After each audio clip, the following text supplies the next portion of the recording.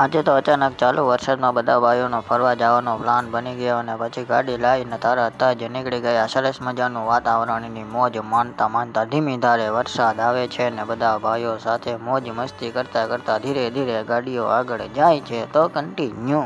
અને પછી પાછા આવી ગયા. સરસ મજાની રાઈડ કરી અને પછી સરસ મજાનું ભાઈ વાતાવરણ હતું અને કંઈ ઘટે નહીં એવો. ક્યાં તો બોરડીમાં બોર જોયા ત્યાં હમલો બોલાવી લીધો અને પછી થોડું ઘણું વરસાદ રોકાઈ ગયો એટલે થોડું ઘણું કામ કરવાનું હતું. પણ ભાઈને તો કામ કરે કે શું કરે કંઈ ખબર નથી પડતી. એવી બગડાટી બોલે છે એ ઢીંગલો.